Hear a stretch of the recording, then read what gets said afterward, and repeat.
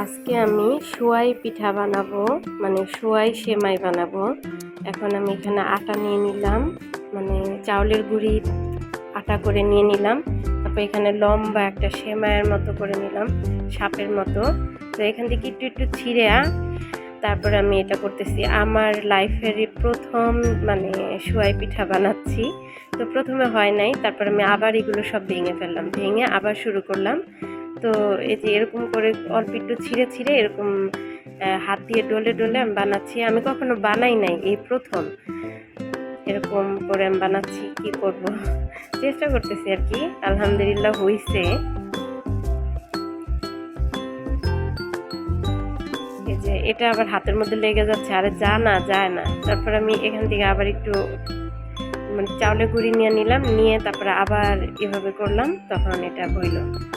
এই অল্প একটু ছিঁড়ে ছিঁড়ে আমি চেষ্টা করতেছি। আমি তো একদম এত পারি না, এত অভিজ্ঞ না এটার ব্যাপারে। আমার মা চাচিরা সবসময় বানাইছে, আমি খাইছি, কিন্তু আমি নিজে কখনো বানাই নাই, এই প্রথম। তো এরকম করেই সবগুলা বানিয়ে নিব। তো এখানে আবার একটা বড় রাসেলস ভাইপারের মতো একটা সাপ বানায় নিলাম।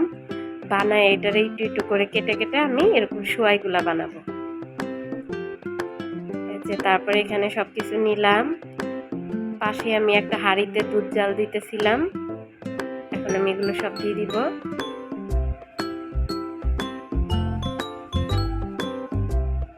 এটা নাড়তে থাকতে হবে। এখানে আমি নারকেল কুড়ায়ও নিচ্ছি, আবার একটু ছোট ছোট কেটে নিচ্ছি। ছোট ছোট কেটে নিলে একটু দিলে তখন খুব মজা লাগে, কামড়ে লাগে।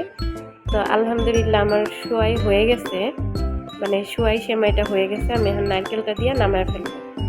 খুবই টেস্ট হয়েছিল, খুবই টেস্ট। আমি বুঝতেই পারি নাই, যে ভাবতেও পারি নাই যে এত মজা হবে। অনেক টেস্টি হয়েছিল। ভালো থাকবেন সবাই, আল্লাহ হাফেজ।